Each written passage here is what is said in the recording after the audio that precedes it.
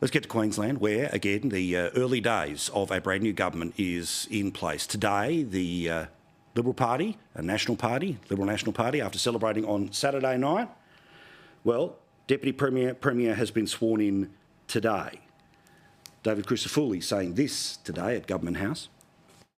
We campaigned on the issues that people told us they wanted us focused on: youth crime, health, housing and cost of living. They remain our focus. That's going to be our big focus in this term of government, to make sure that people see improvement across those four issues. Latest count, it is getting much better for the Liberal National Party.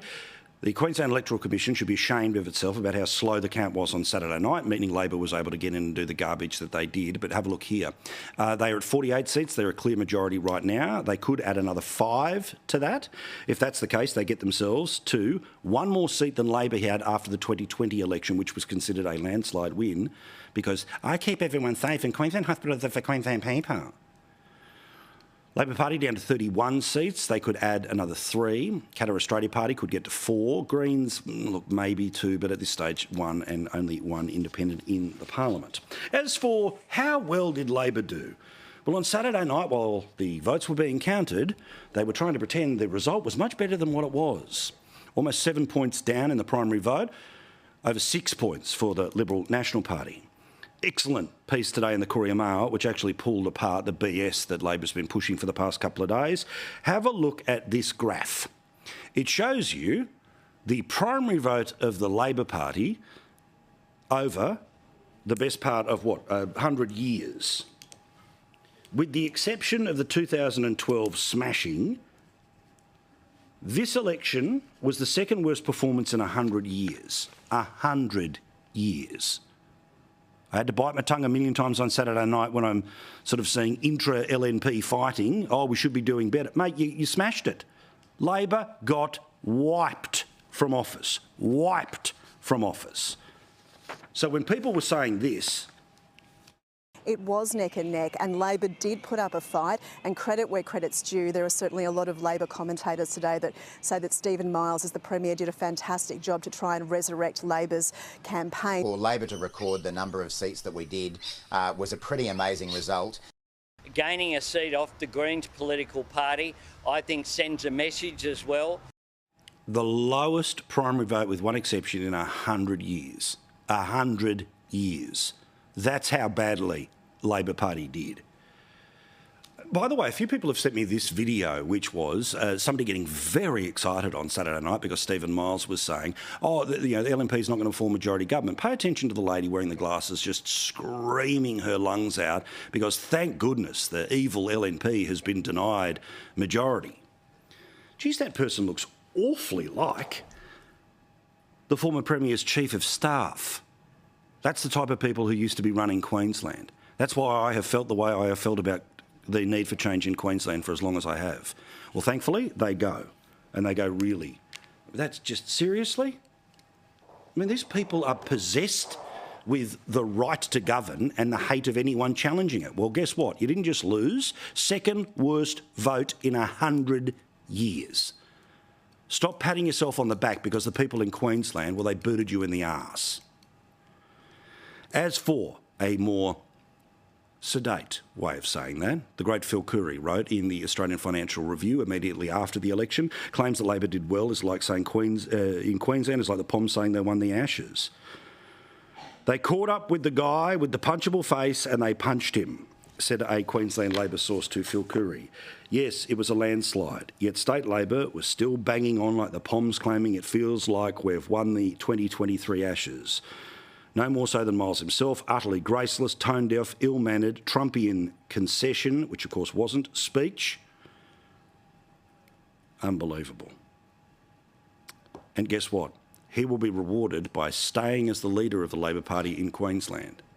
The bloke who took them to their second worst primary vote in 100 years, pumped up by his own BS, mad staffers, fanatical and hyper-partisan people screaming about how, amazing it was to deny the LNP, blah, blah, blah, blah, blah. So all I say is good. A second chance, perhaps, to teach this bloke a lesson. We'll wait and see. By the way, interesting point.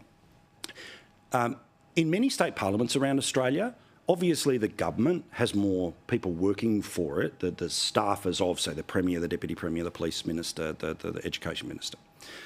But in many states, the shadow will at least have a couple of people working for them. So there'll be someone working for the Shadow Police Minister or the Shadow Housing Minister. In Queensland, the entire opposition has 23 staff. Anastasia Palaszczuk at one point had 80 personal staff. So with a team that small versus a team that big and a public service and a union movement and a media, it gives you an idea about just how big it is when Queensland boots those people out and just how impressive it is with such a small team they were able to fight and win.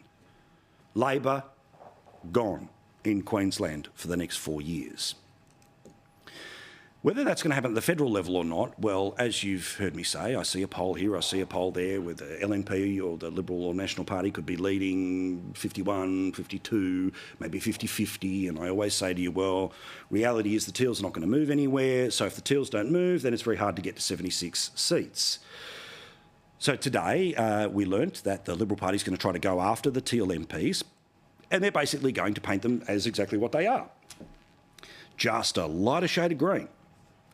That teal is essentially a hard left vote, just wrapped up in the veneer of pretending that these are former Liberal voters who've strayed from the Liberal Party, despite the fact that we all know that Zali Steggall and others have openly admitted that they haven't voted Liberal when it comes to federal elections, including against Malcolm Turnbull, but he wouldn't care about that, would he? Here's part of the ad the Libs are going to run. Since the last election, Teal independent MPs have voted most often with the Greens, followed by Labor. Teal MPs voted with the Greens against tougher laws to stop criminals getting visas. Teal MPs want higher taxes, including on capital gains, housing and a higher GST. What would that mean for our economy? The next election will be close, with many commentators predicting a hung parliament. A Labor-Greens-Teals minority government? Don't risk it. Now, Teals are going to love this because they're going to say, great, thanks for telling everyone we're going to be really important. Here's my idea about how you take on the Teals. Come over here, I've got to show you something. When you actually look at the results of how most of the Teals got elected, they actually had not very small, but they had much smaller primary vote, and the only way they got there was with preferences. Like, for example here, let's have a look here. I'm going to have to put my glasses on because I'm squinting, sadly. I apologise. Curtin, Western Australia. Teals took this one off the Liberal Party, OK? The Teal gets 29% of the vote compared to the Liberal Party's 41%. The Teal ends up as the MP because basically everyone else in the race gives their preferences to the Teal. That includes 14,000 voters who voted Labor and Labor who got 13.9%. If the Labor vote was lower, the Liberals could beat the Teal. In the electorate of North Sydney, now doesn't exist, but it makes a good point here. The Independent got 25% of the vote.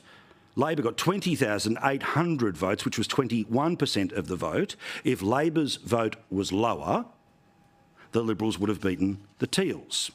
In the seat of Wentworth, I think you all know where this is going, the Independent, 35%. Labor, 10.8 or 9,000 votes. If fewer people voted Labor, the Teal would lose. In the seat of Mackellar on the northern beaches of Sydney, the independent vote was, yes, pretty high at 38%. But Labor's vote of 8,100 people, or 8% of the electorate, if fewer people voted Labor, then guess what? There's a chance that the Teal would have lost. So my point is this, it's all well and good to go after the record of the Teals. It's all well and good to say, oh, imagine if the Teals were in charge. But that's kind of the message they want because it amplifies how important they are and how they're going to keep everyone accountable and we can change politics. But if you take on Labor and you make it such a hard fight between Team Red and Team Blue that Team Red loses votes, well, you lose the amount of votes which can be handed to the Teals. So keep your eye on the ball. The ball is Labor.